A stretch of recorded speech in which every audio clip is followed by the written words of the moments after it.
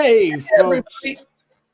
Welcome to Drinks, Jokes, and Storytelling. I'm your host, Mark Rigonata. And with me, as always, it's the round table, not Drinks, Jokes, and Storytelling. It's still Drinks, Jokes, and Storytelling. Welcome, everybody. I'm your host, Richie Byrne. And with me, as always, Mark Rigonata. We got a great show, man. I'm so pumped about this show. Today's a very, very special show. I think this is going to be one. This is going to be one for the books for sure. I'm super excited about it. Let's just get right to it. It's All-Star Week. All-Star Major League Baseball All-Star Game. Last night was the Home Run Derby, which was off the charts fun. And we were talking about it backstage, and Mark went, "Can we wait until we get on the air?" Which makes him a director. We have two great guests. And you're going to bring them out, and we may have some surprise guests, hopefully. But I'm thrilled to have both these guys. They've both been on our shows before. We love them both a lot. So do the intros, brother. You're friends. All right. Well, first off, we're going to bring out one of our co-hosts. He's a comedian. He's an actor. He's been around. We love him to death, and I get to work with him this week. I'm so pumped up. Rich Scheidner's here, comedy legend. So good to have you on. Oh, yeah. It's good. It's good. Let's bring out our next guest. He's an amazing writer. He's an amazing director. But most of all, he works for Major League Baseball. So he's an expert at talking about this week in baseball. So let's bring him out. Michael Ferno. Michael! Which by the way, he has the greatest name for an athlete or porn star. Yes. Yes. We're going to bring him out, Mike Furno. Yes. Rich, you're coming in from, you're in Florida. You're actually not too far from where I am right now. And Mike, you're in Colorado, and you were at the Home Run Derby last night. I was, yes. I worked the whole Derby. I was on the field. I had the best seats in the house, man. Wow. You sent me that photo. I was like, oh my God. Yeah, it was pretty cool. And it was, so I went to the World Series in 2020, but it was, it was at a neutral site at Globe Life Park. And there was only about I think they allowed 6,000 people because we were just coming off the tail end of COVID, or it was just stabilizing at the time. Right. So I haven't been in a full baseball stadium since the 2019 World Series. So it's a long time. And so to be in a major league stadium that was like packed to the gills, and Coors Field is absolutely gorgeous. Denver's a great city, and it was something. And then to get back on the field during the Derby, to be amongst these guys, and they're all having fun, right? It's an exhibition, so nobody there is uptight. They're all seeing their buddies. Everybody's playing around. It was great. It was really funny, cool. Mike, that you say that, because I would have thought Ohtani would be tight, because so much it just seemed like everybody was like, oh, Ohtani this, Ohtani that, Ohtani, and he was having a ball. Yeah. He was just he was smiling, grinning from ear to ear, and I remember I was watching, going, good for him, man. He gets it. Who cares? He's special. Like he's delivering on all of the hype and all of the promise. I mean, you guys remember Ichiro Suzuki, right? Like, he was like, everybody's like big coming out of Japan, and then all of a sudden he does nothing but win Rookie of the Year and MVP in his, in the same season, and then goes on to become Ichiro. And then Ohtani comes with like all of these the next Babe Ruth and blah, blah, blah. And all he's doing is exactly that. You know what I mean? And with the crush of not only MLB fans, but, I don't know if you guys have ever seen the way that Japanese media follows their superstars. It's like they tour with the Beatles. You know what I mean? It's crazy. Yeah. Yeah, but it really is. And I've been saying that to people, like, even if you don't really follow baseball, you're watching Babe Ruth. I mean, nobody's done this. Yeah. In over 100 years, nobody has done this. What's insane is that he's starting pitching today and batting leadoff, right? Yeah. So right away you have something that's never been done. Yeah. But the other thing is that you would think, like, based on our image of Babe Ruth and based on sort of our image of power hitters and everything along those lines, you'd think that he was a giant. Now he's athletic, he's tall, and he's got more of like a swimmer's build, if that makes sense. You know what I mean? But if you see him next to some of the game's like premier power hitters like Pete Alonso, they sort of don't match up in their body types. Like, so he kind of got this hybrid pitcher hitter body type. So it's kind of odd to see him. I was standing next to him. So he doesn't take BP. So here's the weird thing about Ohtani, right? He doesn't take batting practice. So yesterday, that little 1 minute stretch of him sort of playing around was the first time all season that he took batting practice out on the field. And all he did was hit a 525-foot home run into, like, he almost knocked it out of the stadium. It was halfway up the third deck into the restaurant. And when I tell you, the reaction of the crowd, like everybody's sitting there watching him and blah, blah, blah, blah. And all of a sudden, and all the other major leaguers, by the way, stopped to watch him. Like, that's like everybody stopped to watch this guy get in the cage. And then he hits that, and everybody was like, oh, like you just felt like this hush of awe and reverence as that ball carried. And then the place just went absolutely apeshit. It was unbelievable. And I was standing 3 feet from the batting cage when this happened. Wow. Yeah, it was crazy. Wow. Well, wait a minute. You got just one thing I want to say in defense of Babe Ruth. It was another era. He hit most of his home runs with a hangover, and that's a whole different kind of. Yeah. Well, that makes me the Babe Ruth of this show because I am really nursing a wild hangover right now. I'll tell you. If you're the Babe Ruth, then I'm the Joe Namath. The Mickey Mantle. You know? I feel like we got Mickey Mantle, Phil Rizzuto, and Yogi Berra all hanging out on this chat right now.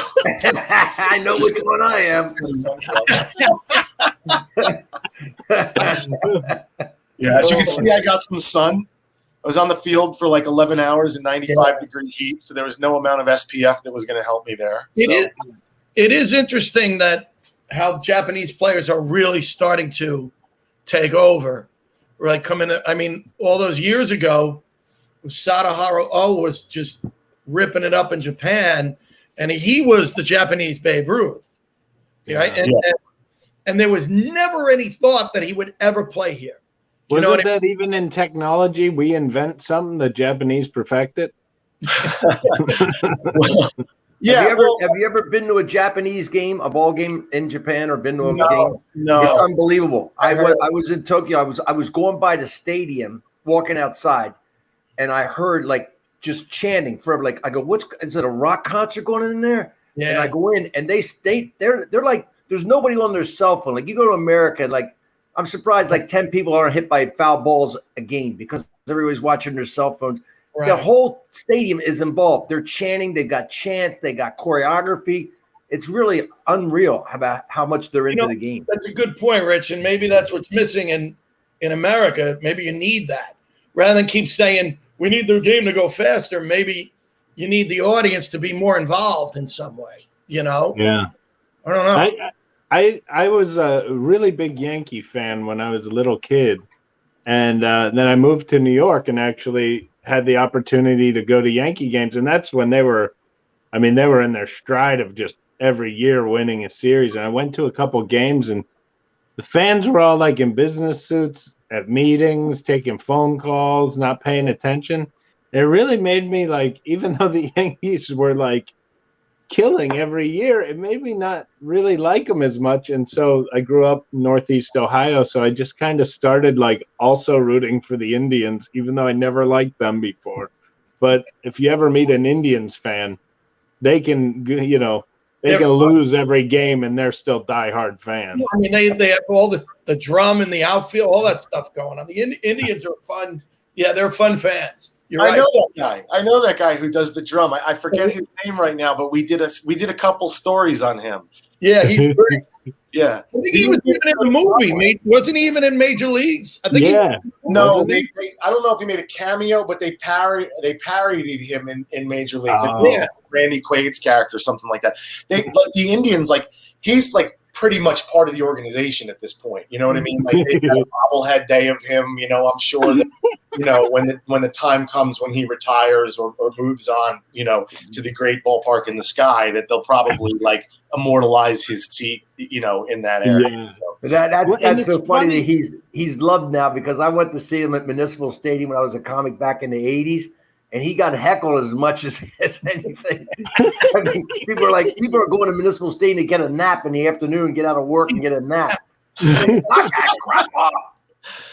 Yeah, I think I don't know what it is, and I don't like the Browns at all either. But the Dog Pound, those guys are die hard. Like Cleveland fans, like I feel like cities that are maybe a little rougher around the edges, they really get behind their teams. Yeah. Ooh. Well, I mean, look, sports, the very nature of sports, especially at that level, is to sort of give us all, something communal, something to root for. And when things aren't maybe going so well for us, which is why you have such a deep connection to the fans. And often the fans, the really connected fans, are the ones that come from, lesser circumstances than, say, the guys in the business suits do, is because it gives them a communal point, it gives them a rallying point.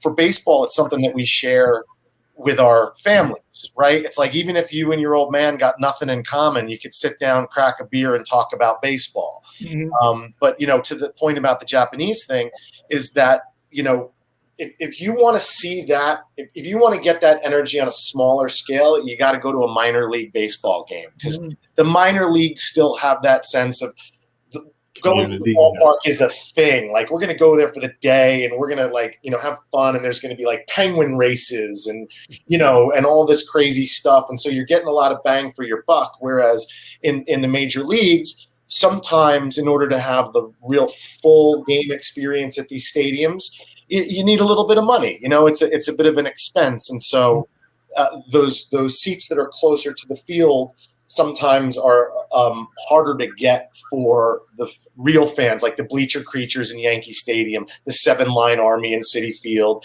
the Dog Pound. There's always that sort of core knit unit of fans that'll get to the ball game any way they can. But nowadays, if you want to go sit in the box level with a family of 4 and have some food and everything along those lines, it's running you like $400 or $500. Yeah. So That's a good point, Mike. It's a good point. Yeah, Still cheaper than Disney World. that also true. Less lines. So you were right there last week, and if you didn't see it, go back and watch it on YouTube. It was a lot of fun, and I mean, Pete Alonso just killed it. Yeah. I mean, wow. Yeah. Again, just killed it. Like, he really seems to understand how to make it, how to do this. You know what I mean? It was just bang, bang, bang. It was really something to watch, And you got to give credit to that guy pitching to him, because if that guy was pitching to me, I still might have made the majors, That guy was grooving it. He was a machine, man. He was grooving those pitches. He just kept throwing low and outside where Pete let low and out, because Pete can't lay off that high fastball every minute. Pete, he cannot lay off, and that guy was staying low and outside. Yeah. Everyone's the same. What would the qualifications be to be in the running to be one of the pitchers? Because they have to go through a lot of pitchers, I imagine, that day. You bring your own pitcher. You bring your own guys. You bring your own pitcher. Yeah, you have your wife pitch to you. It's usually your pitching coach, or the guy you're working with, during the year. So yeah, and some guys like they bring people with like a personal connection to them. Like when Robbie Cano won that year, his dad was pitching to him. When Bryce Harper won in Washington D.C., his dad was pitching to him. But again, who probably pitched to you more than your dad? I mean, growing up, nobody picked Fauci. 50 Cent was throwing out the first pitch. No, but you got to give real credit to all those guys, because one is Alonso hit, I think, 75 home runs or something insane last night. Like, that's a lot of fucking swings, man. You know what I mean? That's a lot. You saw Ohtani. Ohtani was gassed during the round. He was. He really was. But those pitchers are usually like guys like us. You know what I mean? They're like 50, 60, 70-year-old guys, and they have to throw all those pitches in the limited. So, you know, you got to give credit where credit's due to those guys too. But like Alonso gets it. Like he gets the spectacle of it. Like he was up there strutting around. Like I don't know, like because I don't know if you guys get to see this because I'm not watching the broadcast, right? Like I'm there like helping make the broadcast happen, and so you see sort of the things like behind the scenes, like when they're in commercial break, and like Alonso's like Ruben. At one point they were playing "Don't Stop Believin'," and he's standing there at home plate with his bat, and he's like, "Don't stop," like singing along with the crowd, and you're just like, this fucking guy, like showed that the showmanship. They showed that. Was there something where a woman ended up on the field or something at one point, and they had to stop? Not that I saw, no. Because that's what at one point he just was waiting to go, and he was just dancing. Yeah, and I thought they cut to a woman in the outfield where they were like getting her off the field. I don't know, man. No, you know what? It might have happened. It might have happened so quickly, but like sometimes they stop them during commercial breaks. Sometimes the things are going on. There's so much happening. It's such an enormous event that takes so many, people at the top of their game to go, and happen. It's a real tough beast to tame. A lot of credit goes to like the baseball ops people and the ESPN people in the stadium. And then Denver found that, you guys follow the news, right? Like right by the stadium, they caught those guys with like all those weapons and ammunition and shit like that. So it kind of went from like, oh, here's my credential. Yeah, walk on through to like, there was real police presence at the stadium, which was great. Again, so like the town responded and did a great job, but it's a crazy event. So really, like anything could kind of happen. I mean, what a terrible story. Thank God that made reported these guys. They said it was going to be like Vegas. That they were going to shoot people and everything. I mean, my God. That's tough. So, so can you walk us through the week? Like, what was your schedule coming in, prepping? I mean, so my big day was yesterday. Right, I had two things I had to do. I had to shoot and direct a MasterCard commercial with CC Sabathia in the morning that's playing in the broadcast tonight, right? So you're talking about like crazy. Wow. And when you get these athletes, by the way, you don't get them for a day. If you're lucky, you get them for 2 hours. I had CC for a half an hour because they're here with like a stacked schedule. So I had to shoot a MasterCard commercial during the day, and then yesterday I had the T-Mobile, who's the official sponsor of the Home Run Derby. I was in charge of their 5G BP show, which actually you could see on YouTube. It's pretty cool. And then this activation that they did during the Derby. And so we developed these micro cams which fit on hats and inside catchers' masks that transmit over 5G. They use the 5G network, transmit over 5G. So it's all completely wireless. Like there's nothing that the players have latched onto or anything like that. It's sitting right there. And so we did a BP show with Hunter Pence and Lauren Gardner from the field that was showing you perspectives from Trevor Story, Pete Alonso, Salvi Perez, and Matt Olson as they were like taking swings and everything like that. And then we had Otani's catcher. And we had one of the BP catchers, a guy by the name of Gene Ramirez, who was the Colorado bullpen catcher who was wearing it. And so we did that BP show, and that was huge because we were firing up equipment that we've never used before. And then during the Derby, we had these 4 360-degree cameras on first base line, third base line, and one on each side of home plate to where you could wear Oculus heads-up displays and sort of pick the location that you want to see, but then also developed an augmented reality part of that to where you were watching the ball trail and getting instantaneous stats as you were seeing it. So like you could be sitting there like in your heads-up display. I got my Oculus right over here. In fact. Standing next to, they're basically standing about 15 feet away. So like you look this way and there's the T-Mobile lounge where all the players are hanging out. You look here, there's Juan Soto in front of you getting ready to go. You look here, Pete Alonso's at bat hitting home runs. And as he's hitting home runs, the ball would trail and you'd start to see sort of the stats API. It's 420 feet. It's 520 feet. So that was a brand new thing that we did. It took like 4 months to develop. So like that was everything that I'm here for was yesterday, and we crushed it. And I got really wasted last night at the T-Mobile after party because everybody was like, "You're the man, you're the man," and I was just like, "I am the fucking man." You better believe it. You know. You and Pete Alonso were strutting around, dancing. Oh yeah, like when I walked into the party, everybody was like, "There he is!" I was like, I mean, you guys know how it is, right? Like when you're doing these things, and like you're the leader or the fixed point. You know what I mean? Like you have to always be cool. You know, and so we were dealing with like 40 different departments, baseball operations, ESPN, the club, there's a million fucking things that you have to do and a million things, and every fire comes your way and everybody's panicked because like it's such a big deal, and you just have to sit there being like, it's cool. When inside you're like, I want to fucking die right now. Like I'm popping my third Xanax of the day, just being like, no, man, everything's going to be fine. We're fine. So, but it works. So we're fine, you know? So, that's really, wow. So think about it, you know, like what goes into the technical side of this stuff. It's crazy. We were rehearsing every day. Like ESPN's on the field there with their whole thing. Like they're here like a week ahead of time doing their thing. We're here a week ahead of time. I think we've probably done about at least 250 shoots during the All-Star week. Because All-Star weekend starts Friday, right? Fan Fest. Have you guys, by the way, has anybody here sort of ever done like an All-Star game or like an All-Star experience? No. I recommend, don't do it in LA next year.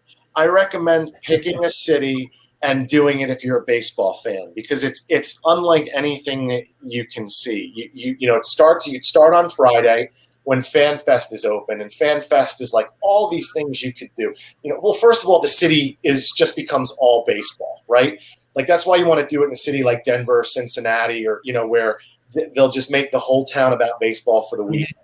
And then you can go to Fan Fest, and then on Sunday you have the Futures game, which is all the best and brightest next major leaguers playing against each other. And then later that night's a celebrity softball game where you got, the celebrities and legends like Hunter Pence and CC Sabathia, Jenny Finch playing together. Then Monday's the Derby, which is, you have to go to a home run derby live. And then today's the All-Star game. And then there's all the pageantry and all the community stuff, where they're like planting gardens. And so there's 1,000 things going on, and I think we're covering like 250 of them. So, just us, we have a small army here, and there's probably like 100 other networks that are here doing the same thing. So, wow. Now, so tonight with the All-Star game, are you going to head down, or are you taking the night off? No, I'm not going to stay for the whole game because I don't have to. You know what I mean? So. And I've seen a lot of them. Like, if it was my first one, it would be a different. Ironically, a lot of the starters won't be staying for the whole game. Yeah, I mean, this is my 14th one. But if this was my first one and I paid for the tickets, I'm going to watch the whole thing because it's fun to see. But I definitely am going to go for the beginning because even though I've been doing it for 15 years, there is simply nothing like the beginning of a Jewel event. The pageantry, the big American flag, the fireworks, the lineups going straight down the baselines, the fans standing up, and then the fucking national anthem and the flyover gets me off every single time. When you're in that stadium and you got a complement of fucking F-15s flying over you at about 300 feet right after the national anthem ends, you know what I mean? And you're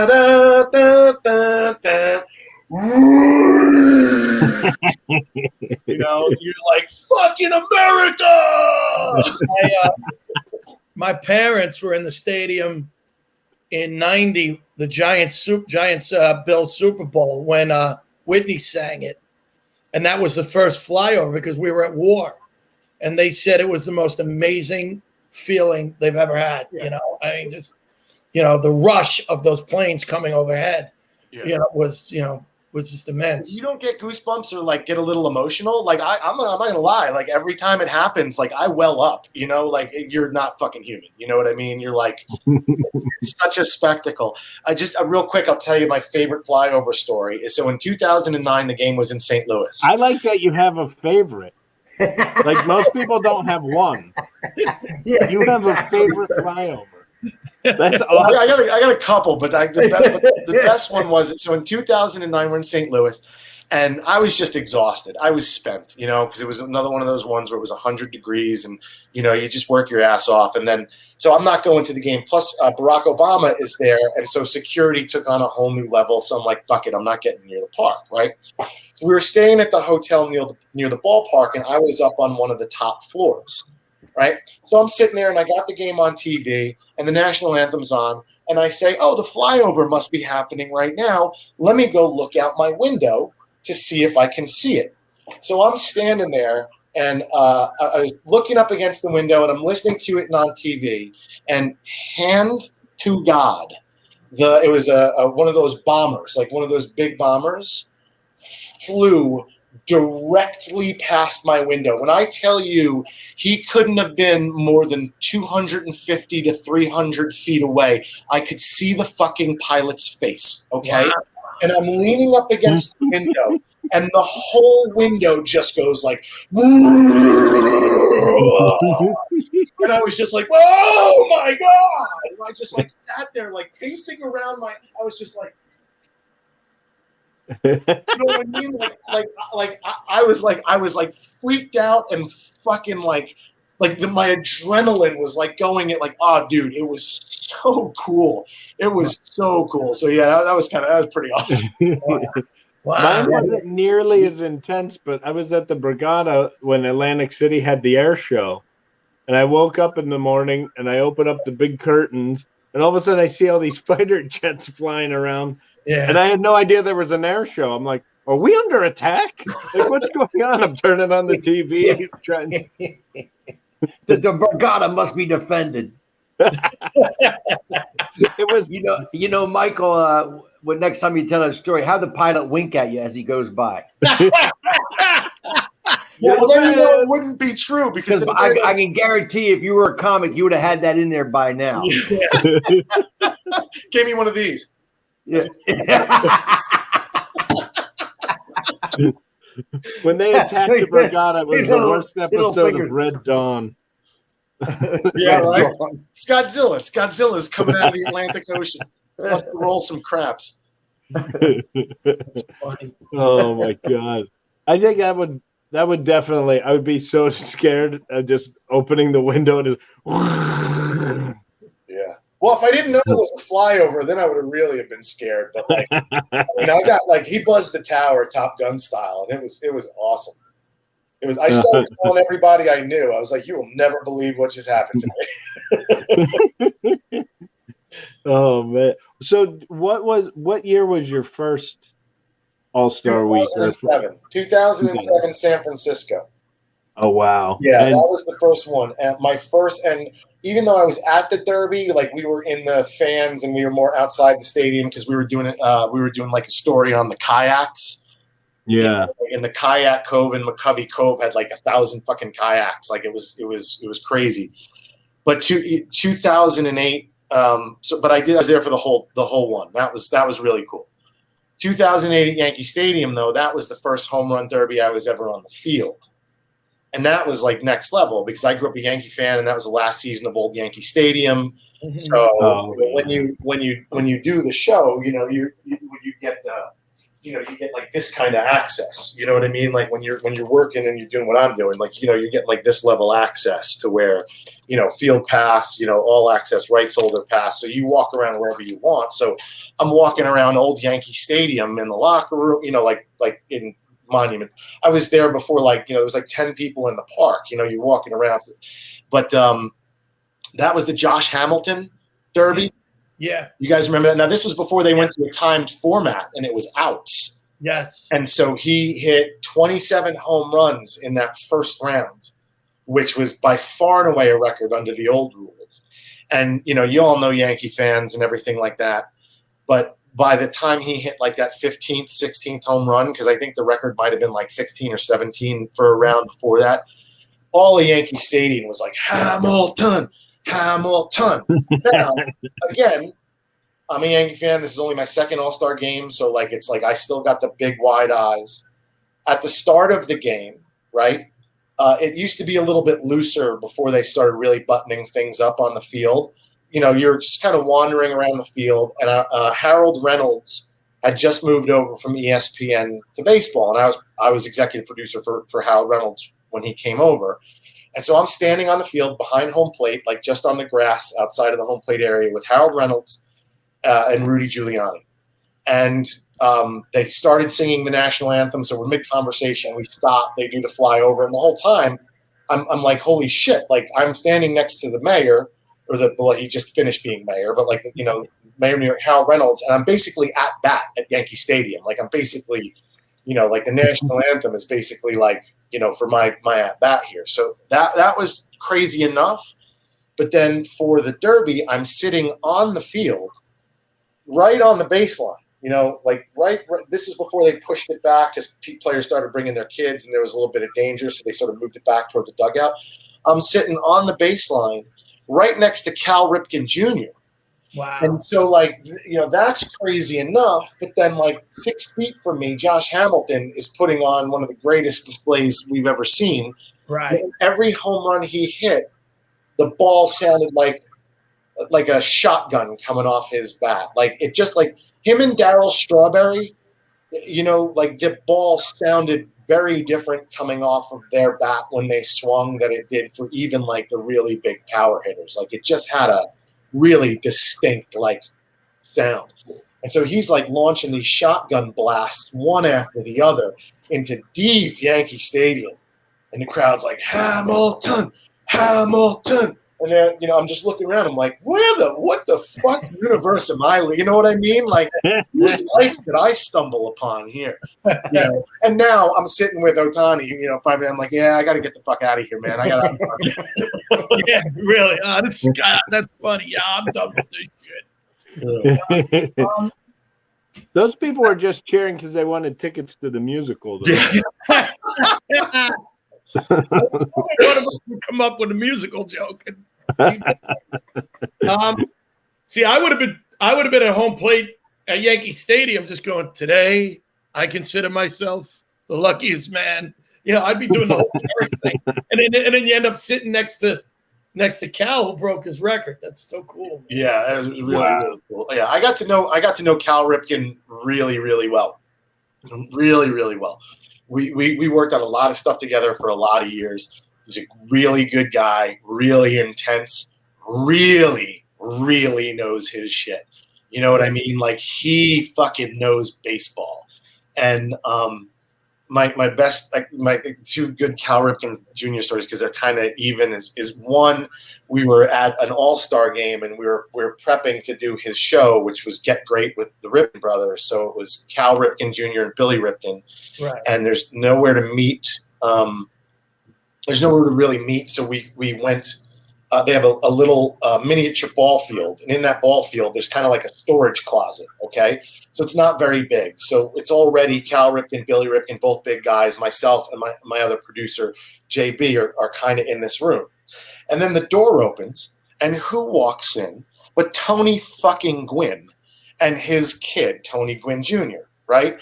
And so I'm like, wow, Tony Gwynn, you know? And these guys both just got inducted into the Hall of Fame together that year.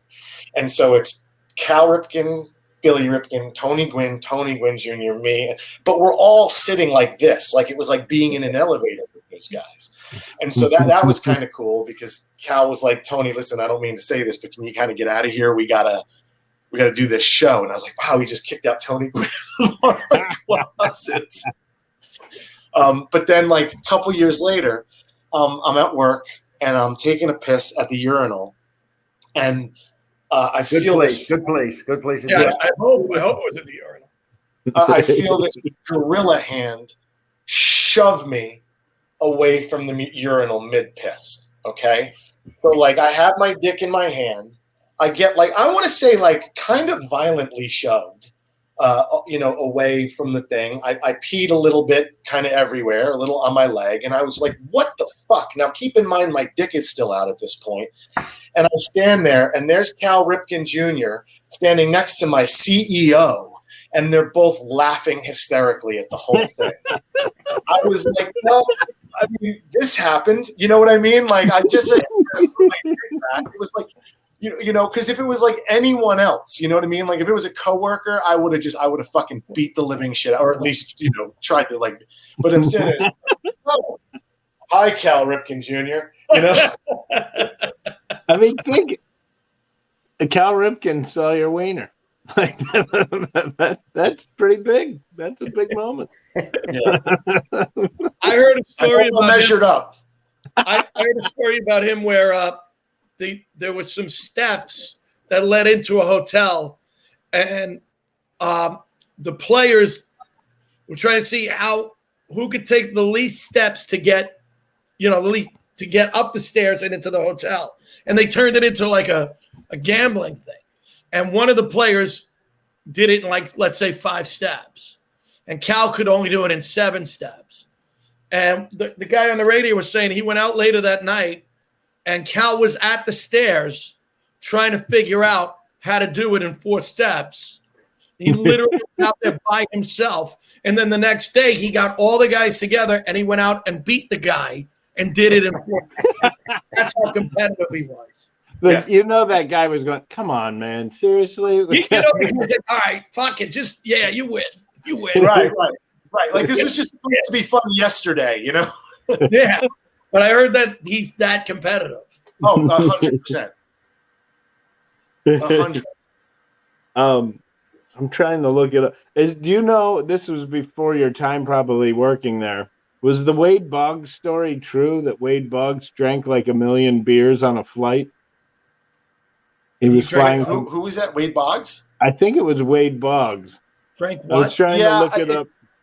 I know it. I believe I heard the story from Jeff Nelson. It was like 36 beers on a cross country flight. Oh, yeah. And he wasn't. They said like he wasn't even like phased by it. And I can confirm that because in the 2008 All Star Game, I was at a party and I went with Danny Aiello. God rest that magnificent motherfucker's soul. We were together at the time, and Wade Boggs came over to say hi to Danny, and he and his wife ended up staying with us. And it was like a party. We were like at an All-Star event, and I sat there watching him pound beers and just have fun, like carrying on conversation. But it was like da da da da da, boom, 1, da da da da, 2. Like, I would say in the 2.5 hours we were hanging out, he probably put down at least 10 to 12 beers. You know what I mean? But like he was drinking water to stay hydrated. Yeah. So wait, I Googled it, and so it's true because it was on Google. 107 beers. I would question the validity. 107 beers on the flight? I don't know if it was on the flight, but it said that his legendary drinking story was 107 beers. Maybe in a weekend, but maybe definitely not on the cross country flight. 107 beers in one day. And then he joked around that he has a hollow leg. That is insane. He's the Joey Chestnut of beer drinking. That's nearly 5 beers an hour for 24 hours. Wow. I hats off to you, Wade. Joey Chestnut of beer drinking. Sorry, I was late on that, Richie. What'd you say, Rich? I said, sorry, I was late on that. You threw the Joey Chestnut reference in, and I got it 5 seconds later. I was so busy trying to digest and figure out the numbers on the drinking per hour. Tom Banish just said we should try that for our next charity marathon. Richie? All right. Start stretching. Let's go. Let's do it. Do it like I just watched Revenge of the Nerds this week. You got to do it like the Revenge of the Nerds thing. Or even when we were lifeguards, we used to do this. When we were lifeguards, it was called the Tour de Rock because every year Rolling Rock would you'd buy these T-shirts for like $20, and they had these bars of all the places that served Rolling Rock. And if you went to a bar, you'd get a Rolling Rock. And so we did it in one night where we'd go to one end of the island on Long Beach Island on our bikes. And it was like 17 bars. Like it was, a significant amount of. And you'd start on one end of the island and bike, and then stop at every bar, get your beer, chug it, and then go to the next bar. That sounds awful. By the end of the night, you're riding your bike in sand with that many beer in you. No, I mean you're on the main road, like riding. Oh, I thought you were like riding up the beach. No, but it was still awful though, because like think about it. Like that's one night, that's 17 beers, plus you're doing a 17-mile bike. Like it was pretty awful. It was more like a dare than anything else to do it. Yeah.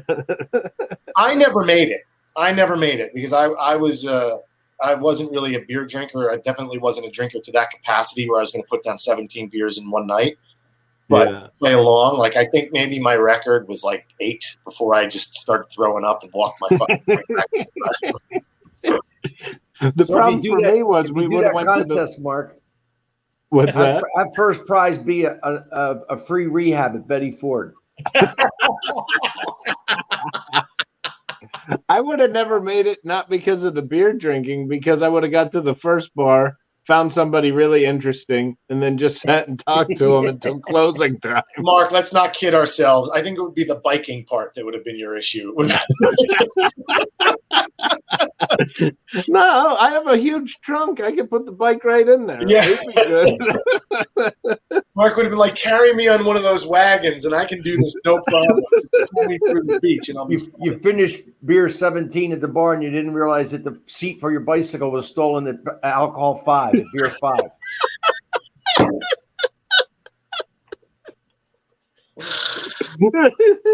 I had a great night, boys. Why's my ass hurt? Well, that makes it a great night, right, Rich? That's how you know. That's how you know. That's how you know. Yeah, that's how you know. I can't remember anything, and my ass hurts. Right. So, Rich, you were just on the road, right? You were just out and about. You talking about me? You talking to me or Richard? Yeah, Scheidner. Oh, yeah. I'm doing this show, the stand-up history show. So I've got a bunch of dates coming up, but I did a couple of dates. I did Greensboro and a few dates in the South and doing it. Yeah. Cool. Tell us a little bit about it for anybody watching who doesn't know. You have a one-man show, and it's insanely interesting. Well, you do it, I do it, Richie does it. That's been our life is stand-up comedy, and I got interested in it, and I just started researching. I thought Mark Twain was the first stand-up. Turns out to be a guy that taught Mark Twain how to do it, named Artemis Ward. It's an original American art form. We started it, and I just go through and just talk about how it changed. Who were the big name changers? I even talk about PC and cancel culture back in the day, because it's not new. It's always been around in one form or another. I talk about that. I talk about the people who, made a difference in how they changed it. What it said about America at any time. When you talk about like, any comic like Jack Benny. You guys remember him? He was like a guy big in the 30s, and he was known for being cheap. He did jokes about being cheap. He did jokes about how cheap he was. But that's when the Depression was going on. So what he did for America was take the pressure off everybody. Everybody had to be frugal during the Depression, but you didn't have to feel so bad because this guy was the cheapest bastard in the world. So you can laugh at him. So the guys who hit the zeitgeist right, they become stars. The guys who hit it right on the money. Can I ask you a question? Because I go up to Camelback like once a year, and because I have a 2-year-old, we stopped sort of going to the ocean, and we started going to a few more lakes, and I really, really enjoy the Catskills. Like I think the Catskills it's so cool. Like a lot of really cool restaurants, and I know that back in the the Dirty Dancing days, like that was the place where all those comics went. Like that was kind of the thing. Like what happened, and how do we get that back? Because I really it's an hour and a half from the city. Like it's undiscovered, man. It's like that was the best training. They did a study in 1978. A guy, a University of Pennsylvania professor, did a whole study, wrote a book about stand-up comics. Studied them. 80% of stand-up comics were Jewish at that time. They were like 3% of the U.S. population. That's how many Jewish stand-up comics there were. Wow. And much of it was because the Catskills. You can't get it back because of that era. That era was you got up in the Catskills, 90 miles north of New York, right? You got up in there and it was like a boxing training camp. You stayed there. You stayed there the whole season. And the same audience. So if you bombed, if you did terrible, you faced them again the next day. So the pressure to be good up there was so great. It was the greatest training camp for comics ever. And these guys would go up there in May, and he wouldn't come back till September. And they had to be funny 24/7. No matter where they saw the people around the pool or playing cards, whatever, they had to be funny. And they did their shtick, and they grew like unbelievable up there. It was the best training camp ever. That's why there's so many great That's part of one of the reasons why. It was unbelievable. I'm so into storytelling, and there was a show I remember when I first started working at Stand Up New York, and it was at the Friars Club, and it was a bunch of the older guys telling stories, and every time they started a story, it started with, I was working the mountains. I was working the mountains, or they were working the Strip. And that was, it was either Vegas or the Catskills. That was their places. Here's a guy. I met this guy named Leonard Barr. He used to do the Dean Martin roast. They called him Uncle Leonard back in the 70s. So when I first went to Montreal in 1980, he was there. The week before. He was like 77 when I walked in there. I was like 26 years old. Wow. And so he comes. So I help him up the steps. So afterwards, I go out to eat with a guy, and he's telling me stories. I said, "What's the toughest gig you ever did?" He said, "Well, I was working at Catskills right after the war, 46, 47. The place was, everybody was dressed to the nines, man. Mink coats, diamonds, expensive watches. I start my act. Two guys come in. One guy's got a Tommy gun. He sprays the ceiling. The other guy's got a shotgun. He knocks out the chandelier. Everybody hit the deck. I want the furs up on the table. I want the watches, the wallets, the diamonds, everything." These guys are yelling at him. I'm standing up there. The guy with his shotgun points his shotgun at me and says, "And you, funny man, keep going."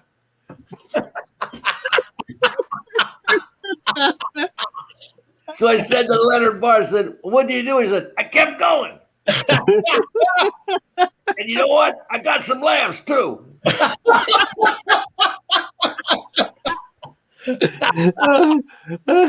That's all the comic cares about, whether you got the laughs or not. Yeah. He literally was killed. Didn't Don Rickles, Don Rickles was like a big Catskills guy, right? Like, didn't he really go? Don Rickles, man, he was unbelievable. They always used to call him Jackie Leonard. You ever hear a guy named Jackie Leonard? Yeah. When Rickles first started, they called him a bus and truck version of Jackie Leonard. Jackie Leonard made fun of the whole audience. The whole audience. Here's another Catskill story. So Jackie Leonard's killing at Blue Angel in New York City. This guy who owns a Catskill resort sees him and tells Jackie Leonard's agent, "I want him up in my hotel. I want him working my resort in the Catskills." And the agent goes, "Jackie's not for you. Believe me.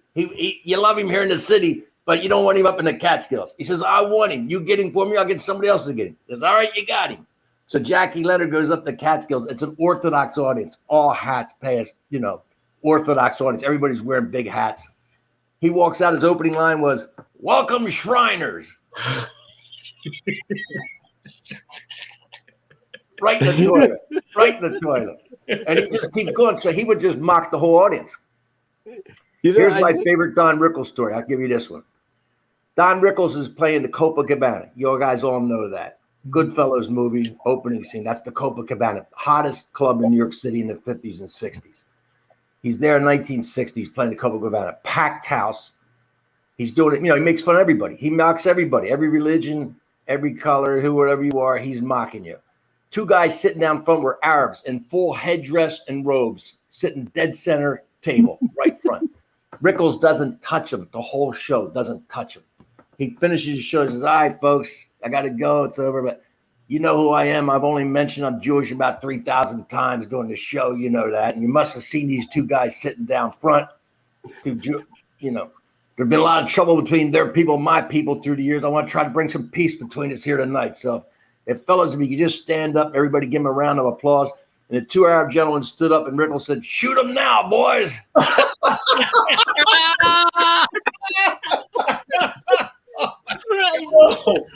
Wow. Oh, Jesus. Wow. This is the most American podcast we've ever done, Richie. We got talking Catskills, we're talking baseball, we're talking home runs. All we need is that flag right behind you, Mark. You got the old. Yeah, you got a little American flag behind you. A Harley Davidson poster. Michael, you should write a book, man. Your stories are great. You should write a book. I appreciate that, and believe me, I got a million more. Like sometimes I forget about them, because I've been doing this for a long time. I mean, both with like even pre-baseball, just making movies and shit, and that life I had prior to baseball was weird enough. Like I used to do. I wrote a graphic novel on zombies, and I also did a documentary about horror conventions. So I weirdly found myself in the horror world for 5 years and got exposed to like the deep world of like the horror. So I legitimately forget even the most amazing experiences, because it's like one day after the other, it's a different thing and a big thing, but nobody gives a shit who I am, Rich. You know what I mean? Like, I think that I enjoy doing stuff like this because it's with guys like who also have stories that they can share. But the reality is that nobody who gives a fuck who I am, because I kind of don't even give a fuck who I am, because I like to stay behind the scenes, because that's what people want to hear. That's what they want to hear. Yeah, but I think America's sick of the people who want to be in front of the camera. The Kardashians and the people who don't actually have a talent, they just want to be famous. You actually are such a great person behind the scenes. You're a really good storyteller, man. Thank you. And making everybody else look good. Yeah. And those are the people that you want to appreciate, you want to read about, you want to watch. They want to hear those stories like Ripken at the urinal. They love those behind the scenes. I don't care if it's behind the scenes in stand-up or baseball. Give them the behind the scenes stories. It doesn't matter who you are. You do there. You got the stories. They got it. I'll give you one about the horror things. One of my favorite ones about the horror convention is, again, like I'm not a straight. You know what I mean? Like I get weird. I look the part though. You know what I mean? Like I'm a white dude with short hair, dresses in fucking khakis and a dress shirt when I go to work. This week I even tucked my shirt into my pants. That's how important you knew it was. That's because you lost all that weight, looking good. He dropped 40 pounds. Wow, really? Yeah, 40 pounds in 6 months. I'm doing what? Just diet. I don't exercise. Papa don't run. You know what I mean? Like I don't. Were you still drinking through it, or? No, I don't. I'll be honest with you. I don't really drink that much, anyway. You know what I mean? Like I'll have a beer like 3 times a year when I'm like hot, and that's exactly what I want. I like the occasional scotch on nights like last night when it's a bit celebratory or you're out with friends. Of course, we all have those nights where you accidentally drank too much, where you're like, I want a scotch with dinner. And next thing you know, you're fucking singing Louie Louie with a bunch of strangers at 3 o'clock in the morning because it's. But I don't know what you're talking. That's Sunday for Richie. I have no. Yeah, that's Tuesday. No, but like last night, I didn't expect to get drunk, right? Honestly, because like Richie goes to church, and when they give him communion, that's when he starts drinking. Yeah. Let's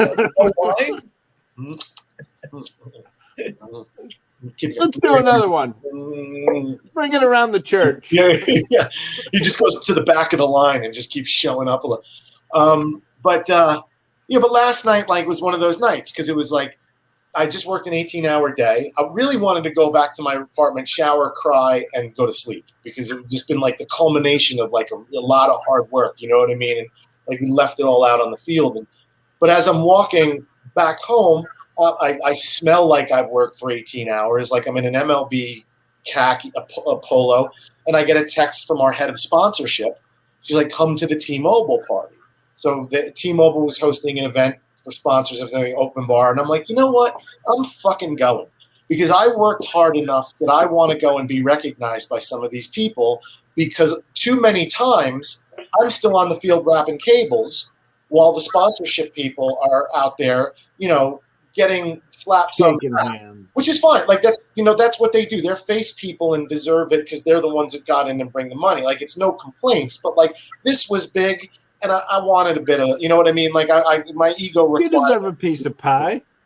Yeah. So, but once I got there, I had no idea it was going to become fucking Ferno Love Fest. You know what I mean? And just people kept handing me drinks, and everybody wanted to have a drink, and then so like by the second drink, I hadn't eaten. You know what I mean? Like it was high altitude in Denver. I was feeling good. It just went to like, I'm going to go to bed at 2 o'clock in the morning being like, we should fucking do this more often. Why aren't we just all like together like this? I love Louie. Yeah. Oh, yeah. And plus, like, I haven't seen some of these people like in physical person since May. You know what I mean? Like I've seen like coworkers who I fucking adore. Like, you know, like I remember walking into the trailer park and there was this guy, Brett Kaplan, who like we started together and we just kind of went in different departments and stuff like that. But at least in the office, you'd pass each other and like have water cooler conversations and stuff like that. And we both got kids around the same age. I walked into the trailer. He was at the other side. He saw me. It was just like, you know, do the soft music. Yeah. Well, okay. So I got a baseball story for you. So I've worked extensively with Frank Thomas, David Ortiz, and Alex Rodriguez, like extensively. These guys unequivocally know who I am. I got all their numbers. They requested me on a number of bases to do their shoots because they know, they trust me. I get the job done. If I say they're going to be out in a half an hour, I get them out in 20 minutes, right? So, and then they're comfortable. They like their team. They're baseball people. So once they have their team, they like their team. So yesterday, I'm walking up the steps past the Fox set, and they're all doing Fox pregame and postgame. And so I see Frank Thomas walking up the steps. If you've never seen Frank Thomas in person, he's built like a rectangle. You know, like he looks at it, he looks on camera. He's great, but his frame is like just enormous. And he comes up and he's like, Ferno! And I was like, hey, what's up, Frankie? So he comes up and he gives me a hug, and it's like, how you doing? Blah, blah, blah. Good to see you. He's like, hey, maybe I'll catch you again. I got to get to set. I'm like, no big deal. And then up comes A-Rod. And, like, I appreciate Alex Rodriguez. I get Alex Rodriguez, having worked with him so many times. He's a different kind of cat, you know? So he's like, hey, Mike Furno. He's like, good to see you. Outreach, you know what I mean? Got the little like pat on the shoulder, and I'm like, you good? He's like, doing great. I'm like, have a good show. You know what I mean? Like, he's a businessman, like short, sweet, kind of go. Poppy comes up. Okay. Now, just a little bit of like, you know, sort of context. I grew up a Yankee fan, and I don't think I've ever hated a baseball player more than David Ortiz. Me too. So, yeah. I mean it legitimately. Like, I fucking hated him. Okay. I have a David Ortiz story when you're done. I've worked with him since his retirement year to now. And the man is simply one of the nicest people you will ever meet. He's authentic. He's kind. He's generous. He has a wonderful energy. He's fun. He's funny. He's inclusive. And we have a good time together. And you know what I mean? And I was he got shot 2 years ago. Remember that? Yes. I was with him the last day before he got shot. We were in Florida shooting a Ronin commercial that we had to push up because he wanted to go to his daughter's graduation that day because he was leaving for the DR the next day. All right. So like I was the last guy with him before he left the States to get, you know, to get shot. Okay. So, and then I saw him, you know, a year later at the next thing where like he was still kind of limping around, and, you know, we had a hug, and he's got his boy Luis, who's awesome. You know what I mean? Like he's got his guy who takes care of him, Luis, who's great. So back to today, he sees me, and fucking Poppy is he's swaggerific. He is just everything about him just is like, you know, he's just fucking like the nines, man. He sees me and he stops. And he was just like, my man. And I still think he doesn't know my name after all these years, but you know what I mean? But it's fine. So he's like, my man. And he comes up to me and he gives me a hug that was a tender, loving, like authentic, very long, and lingering a little too much, like just on that kind of swing hug. Because like it was real. Like he had his head in my, like he was like legitimately like happy, like his head is right. So I'm just like, do I let go? Like, what do I, do? The hug you expect from Mike Piazza. Like, I got to be honest, it's kind of nice. You know what I mean? Like, this is kind of nice. I think I'm going to lean into this a little bit. So, like, that it's those kind of things, it's those kind of things, Richie, that kind of like happen all the time where it's like, it was like Frank Thomas, A-Rod, and Big Papi all made a big deal about seeing me. You know what I mean? And it's like, again, like, I'm fucking nobody. You know what I mean? Like, in the grand scheme of things, I'm just kind of part of the whole system. But it's. Can I ask what did Poppy's dick taste like? See, that's where Richie went, and I was like going, "Was your wallet there?" We went different ways there. That's where I went. Was your wallet there? Actually, since we really did the bicycle seat, I thought I'd stick away from that one for this one. I got his wallet. Richie picked up the slack. No, I'm gonna flip it on you, man. I got his wallet. There you go. I went down and like grabbed a little cup. You know what I mean? Just like little cup the ass a little bit to get it in there, and then on my way up, whoop, right in there. Yeah. And that's a wallet you want. That's wallet. He ain't gonna miss it. It's fine. That's his giveaway wallet. Yeah. The sound guy at Punta Gorda's theater, his name's David Ortiz. And he's from New York originally, and then he came down here to work the theater. So at the end of the show, I said, and big thanks to Big Papi up in the sound booth. And I just see him going.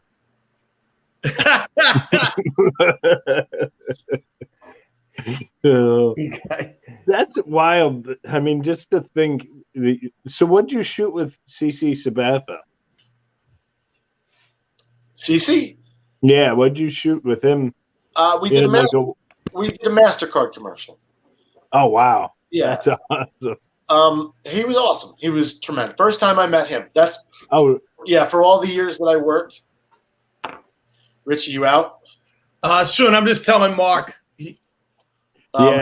Richie's got a heart out. So, okay. But I we'll wrap here.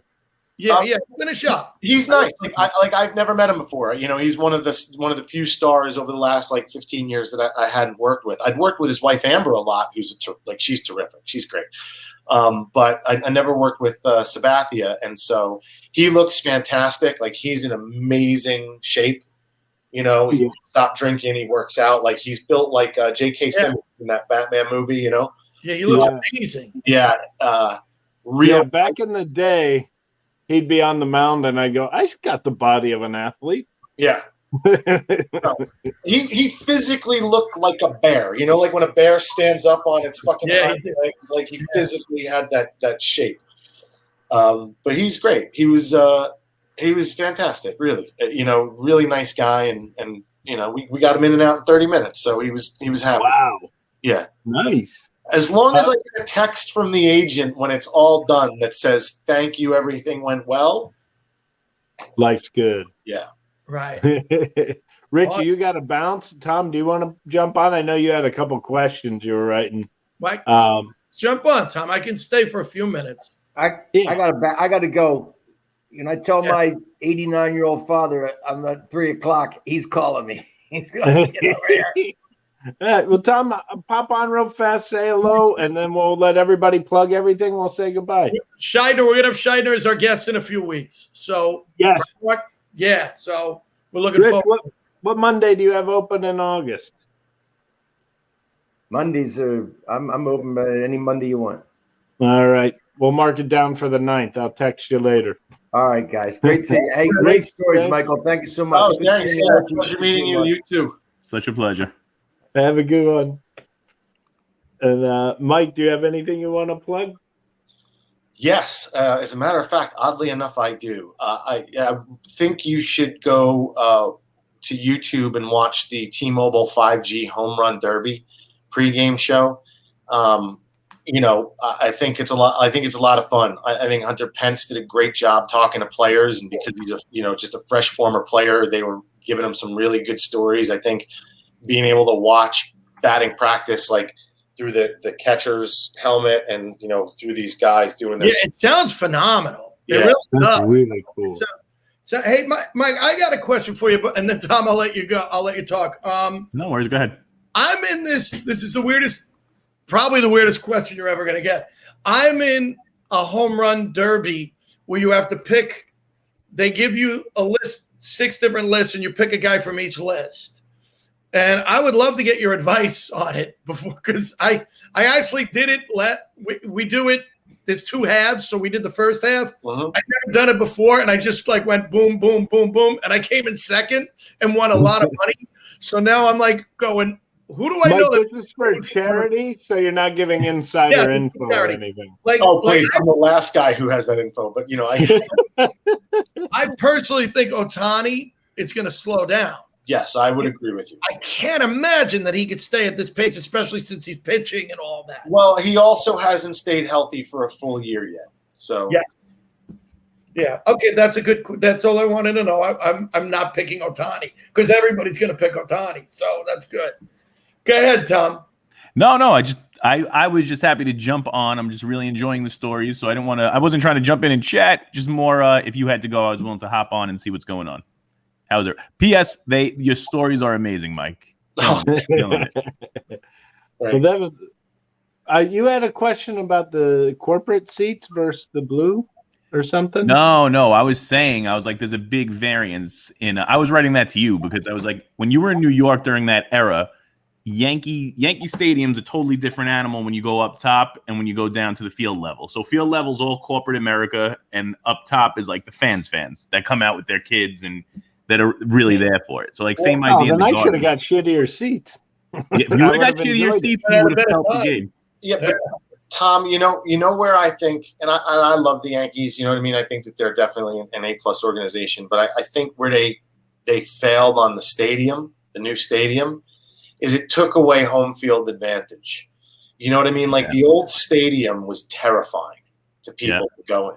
The new stadium, while it's structurally beautiful and has a lot of amenities, it loses that. It's more mall-like. You know what I mean? Like it's more sort of like retail-like, and you lose that home field advantage, which the old stadium, where like even the guys hanging over the bleachers felt like at any time they could reach out and fucking pluck the opposing player off the field, take him out to the parking lot and beat the shit out of him. You know what I mean? So I think that's kind of what's missing at Yankee Stadium, whereas in places like Fenway Park, right? Like Fenway Park has a distinctive home field advantage, you know, because you are right there on the field. You know what I mean? And like those Boston fans are terrifying. So, you know, it's a weird dynamic. Well, you've seen them all. What is your favorite, like, of all the stadiums? Because I feel like that's something a lot of people have always wanted to do. They've wanted to go stadium to stadium to stadium, and I try to do whatever I can with that. I know a lot of comedians that's their goal, is to hit every baseball stadium. Well, it's hard because there's a lot of, like, I'll give you my list. The most beautiful park to go in when nobody's there is Fenway Park, hands down. You know what I mean? Like to walk in and take a look around when there's nobody there. It's its own animal. You know what I mean? And it's absolutely gorgeous. And downtown Boston's a fucking scene. They do a lot of great things around the ballpark. You know what I mean? Like it's great. But the problem is that when it's filled with fans, it's filled with Boston fans. So it becomes unbearable. You know what I mean? Plus the seats are all together because it's a small ballpark. So it's not like a super comfortable experience. And because they can only update it so much, which again, they've done a pretty good job doing, like with the monster seats, it lacks the amenities of a more modern ballpark, right? But it's still fun. If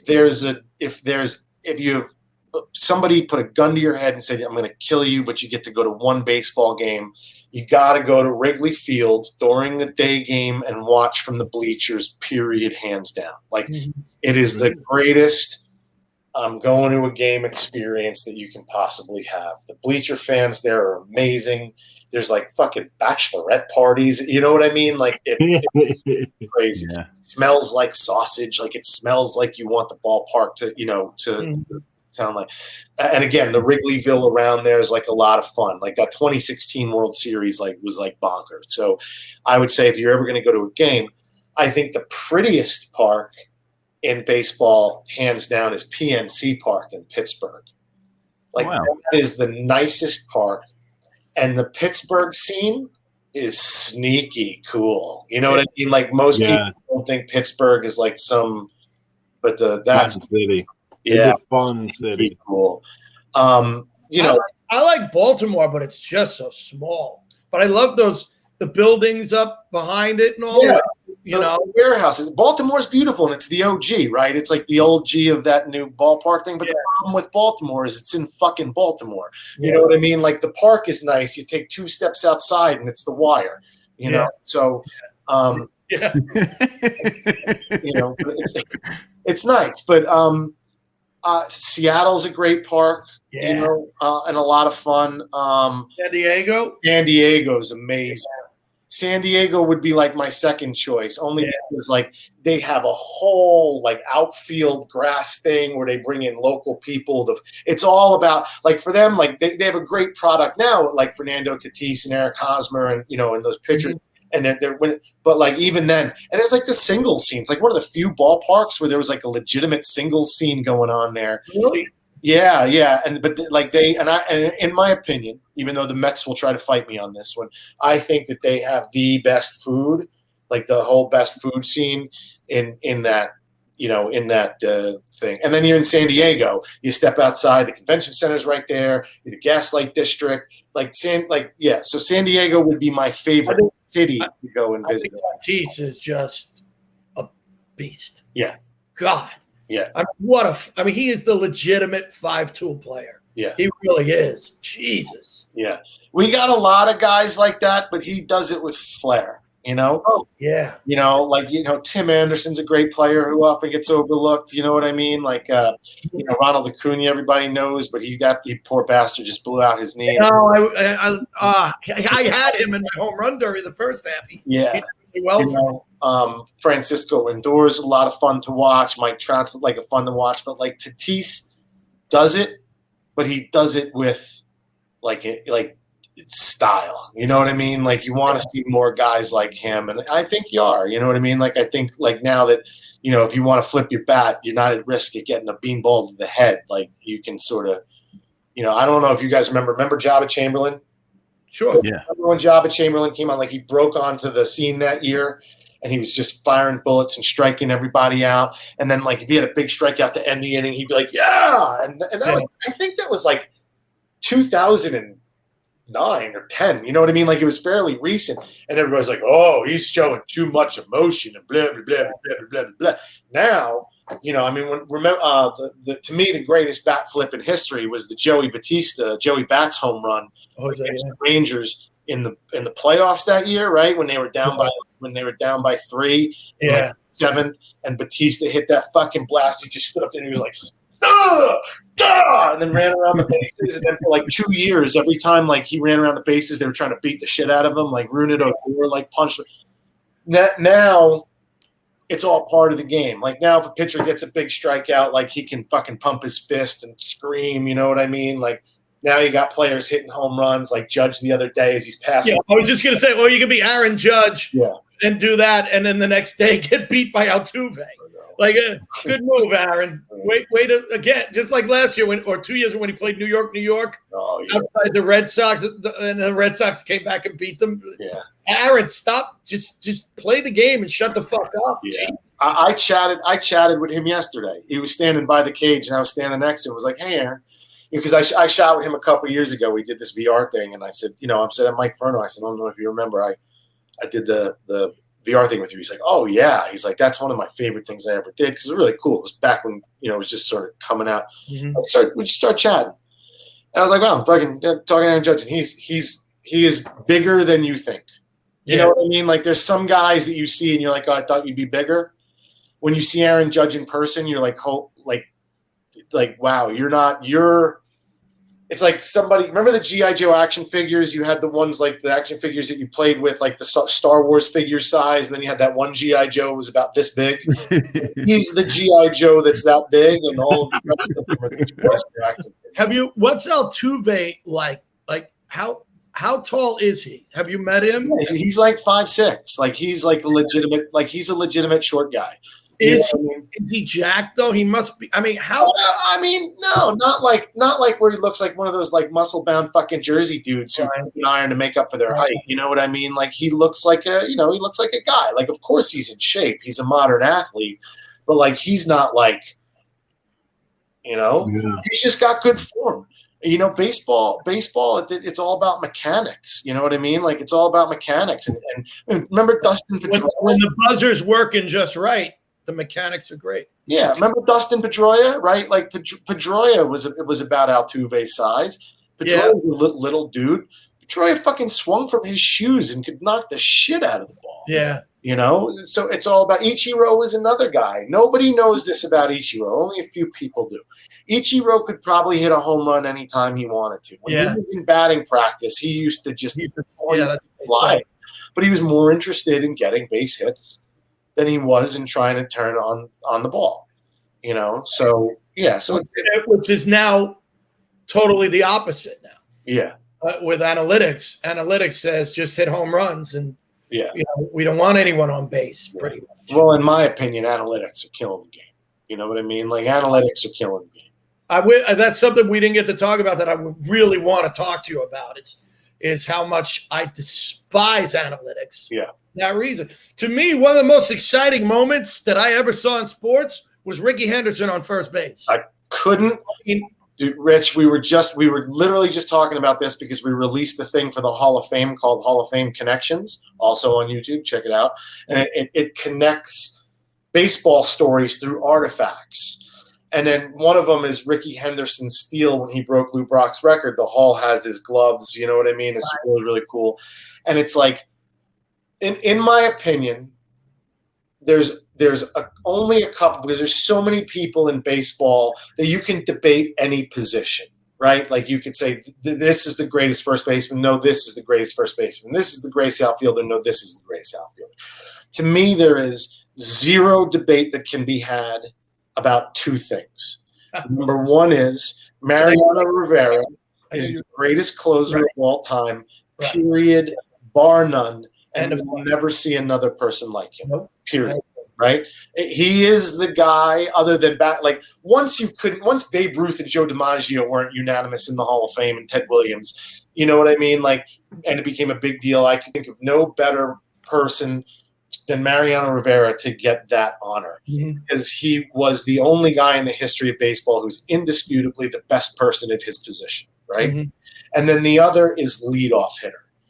For the rest of our lives, for the rest of history, and even in the infinite fucking void in alternate timelines, nobody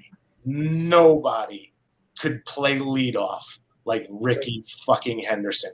And if you haven't seen him play, you need to be YouTubing him, because not only was he mind-blowing at what he could do, right?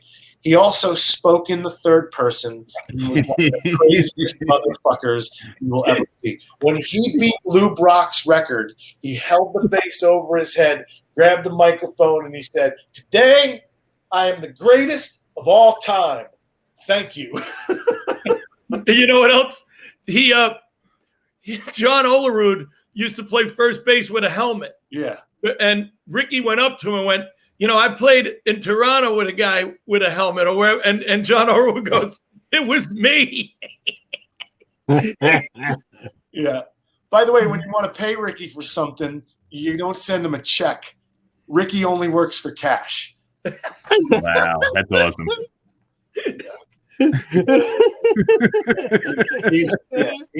Well, that's like Mickey Rivers' wife wouldn't let George Steinbrenner give him the check. No, that's 100% true. She would yell at George if he gave the check.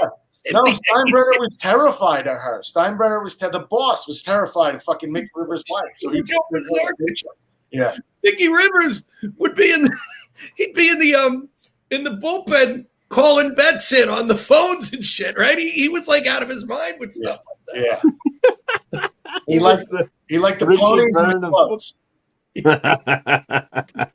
Anyway, to me, I'm so glad you said that. Yeah, here's the funny thing, Mike. I keep saying Mark. Of course, and this is such, guys in bars always got to be dicks. Just 2 weeks ago, we were talking about Mariano Rivera being the greatest at his position, bar none, blah, blah. And of course, a friend of mine who's a Met fan has to go, yeah, but he's the greatest closer. he's not the greatest reliever. I'm like, oh, shut the fuck up. What is that? Who's better? Who's a better reliever than him? He said Goose Gossage, but I was like, dude, you're just talking to talk. Bullshit. And he's going, Just because of his name. 3 innings. Goose Gossage go 4 it. I'm like, he's the greatest reliever of all time. There's what he did, no one's ever done. I love Goose Gossage, another guy I got to meet and drink with, actually here in Denver after the 2007 World Series when the Red Sox closed it out. We were in some fucking hotel in Denver that was closed because we didn't get back until 2:00 in the morning. And Gossage walked up and he goes, "Fuck this!" And he walks up behind the bar and just starts cracking beers in like the closed bar. So we're all just hanging out with Goose, and I was with him when he got inducted into the Hall of Fame. Really good guy. Doesn't even come close to it. Right. Doesn't even come close. Nobody, that's just the whole thing. Nobody does. You know what I mean? Like you can make an argument over anything, but it's like you cannot, like, because if you do, like you said, you're just talking shit. Like you're just talking shit. Right. Yeah. You're just a Mets fan. Even Red Sox fans will say that. Right. Even Red Sox fans will be like, yeah, you know what I mean? Like you're just talking shit. It's the same as the people who say, if Derek Jeter played in Kansas City, he wouldn't have won all. Well, he played in New York, so shut the fuck up. Right. Yeah. And when the lights were brightest, a guy like Derek Jeter was better. Yeah. And not everybody can say that. No, especially not in New York. You just mentioned that was with, if I was born a Spielberg, I'd be making movies right now. Yeah. I hate those arguments. They're fun to have when you're drinking. Like, oh, imagine the trade between DiMaggio and Williams happened, and Williams was hitting lefty and Yankees staying blah, blah, blah, blah. Like, those are fun. But, like, when people are serious about it, they're just bitter. You know what I mean? Like, that probably came from a Mets fan. You know what I mean? Right. But then you want to ask him, would you have stepped up and done it? Like the fat guy sitting at the end of the bar? What's his name? I can't even remember his fucking name. He was the Mets shortstop that came up the same time. And everyone, he's better than Derek Jeter. Yeah. Was it Ray Ordonez? It was Ray Ordonez. Ray Ordonez, right? So, Ray Ordonez and hit 100. And there was like the Mets. There was a legit who's the better shortstop, Ray Ordonez or Derek Jeter?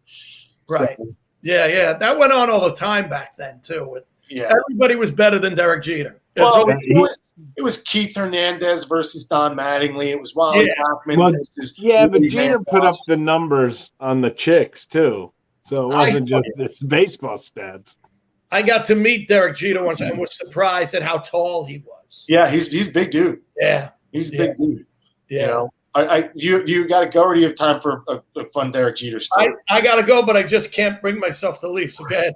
Go ahead. We'll close on the Jeter story. Okay, so this is embarrassing, right? So I grew up, so I was in my 20s when Jeter came up in 2006. But like to me, Dave Winfield is still my Yankee idol. But then Derek Jeter is a very close second because you got to watch him through his career and stuff like that. And so he's the Yankee captain, like he's a big deal. Now, Mark, you know me pretty well. You guys are sort of getting to know me better. I'm not impressed by all that. You know what I mean? Like, you're just a fucking person. Like, we got to work together. You need to listen to me to get this done. So, but I was nervous about meeting Derek Jeter, and I have a picture of him with me where his arm is around me and I'm like, so we're working together and he's a little tight, he's a little stiff. And so I'm just kind of in my early days of getting to be a director. So I'm trying to figure out how to unlock them. And I'm like, oh, blah, blah, blah, blah, Saturday morning cartoons. He's like, oh, I used to watch Saturday morning cartoons all the time. I was like, oh, really? That's me too. What was your favorite cartoon? He's like, oh, I like the Jetsons. I was like, oh, man, I loved the Jetsons growing up. I had a big crush on Judy Jetson. And he's like, oh, okay. I was like, all right. So I go back out. We banged her. We do, right. So, yeah, somehow, right, he figured out a way. Gave her a gift basket and was out. So we do this thing. And then, like, a couple of days later, I'm watching the behind-the-scenes footage. And I was in prepping another shot, and there's Derek Jeter talking to his agent, Jen Brazil, one of my dear friends who I love. And the woman at the time, I forget her name, she was like our VP of development. And the two women are talking, and Jeter's sitting there, and he's sitting like this, and he's just like this. And I'm watching all of this, by the way, like behind the scenes. And she's like,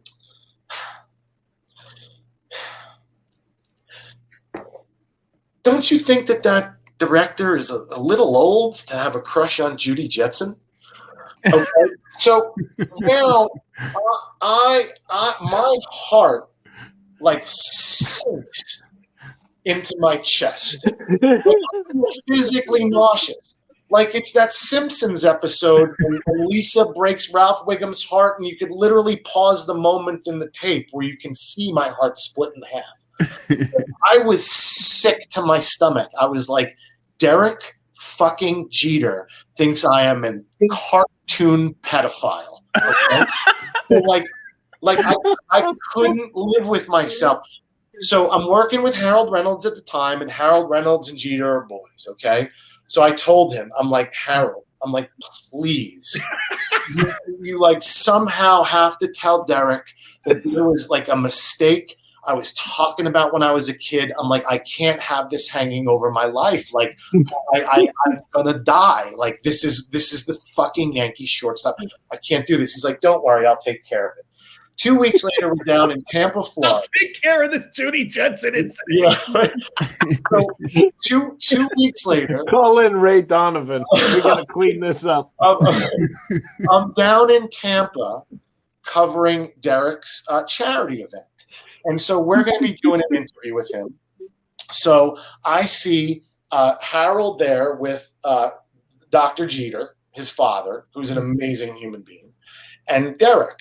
And the three of them are talking, and I'm kind of like in the back, you know what I mean? Because there's a party going on. I'm just trying to stay there. And I see them looking at me. Harold's talking, looking at me, and they're all three of them are just staring at me. And Harold's pointing at me.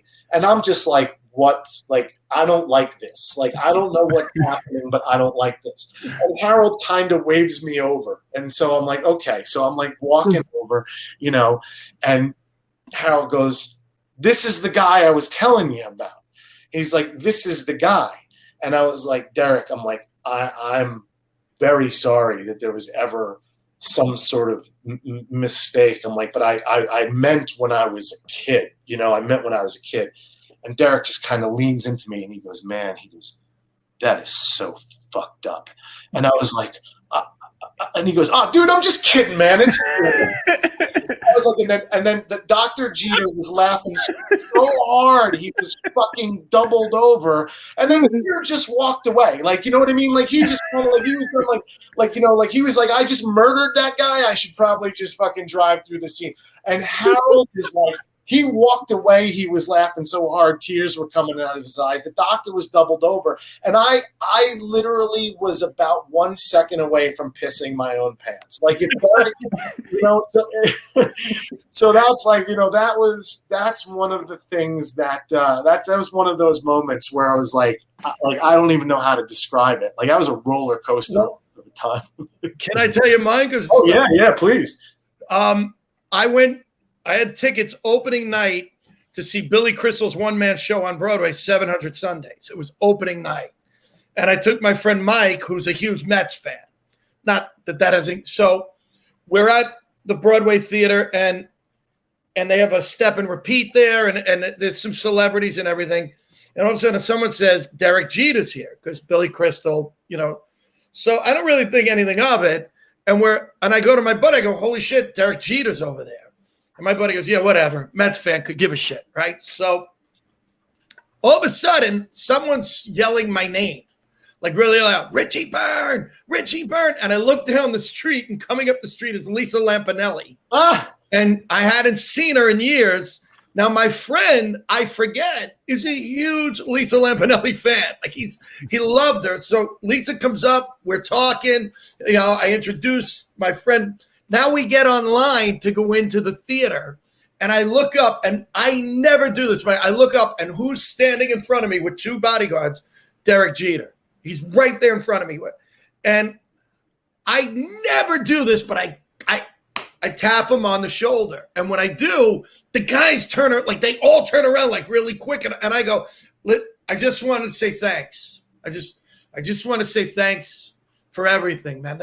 And Derek goes, no, thank you. And he puts his hand out to shake my hand, and I shake his hand, and I go, it was nothing. And he started laughing. And the bodyguards laughed. And they turned around, and I turned to my buddy. I go, I just made Derek Jeter laugh. And he goes, Lisa Lampanelli's. I go, dude, you're an asshole. Yeah, but Lisa Lampanelli. I'm like, come on.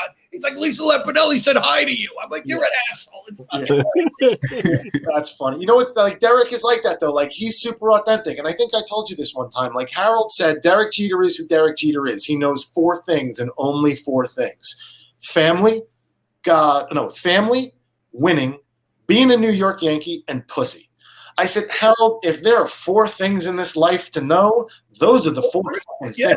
You know what I mean? Like, I'd be happy narrowing my field of focus to just those. By the way, I'll take 3 out of 4. Yeah. Being a New York Yankee gets you pussy. So those 2 just go together right there. Yeah, but he's so legit. Like, whenever we were on set, he'd walk up to everybody and be like, "Hi, Derek Jeter," and we're all like, "Yeah, we fucking know who you are." You know what I mean? Like, but he, you know, he's humble. Like, he's a humble dude. You know, so that's funny. I'm glad you made him laugh. That's not easy. Dude, it made my night. No, that's not easy to do. That's not easy to do. So good on you.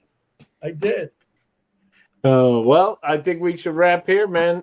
Hey, so, Mike, thank you so much for coming on. Hey, and Mike, thanks for having me. Who do you like tonight, NL or AL? You know, it doesn't matter because it's an exhibition and everybody's going to have a fucking blast. I know, but I have to bet the game, so give me some.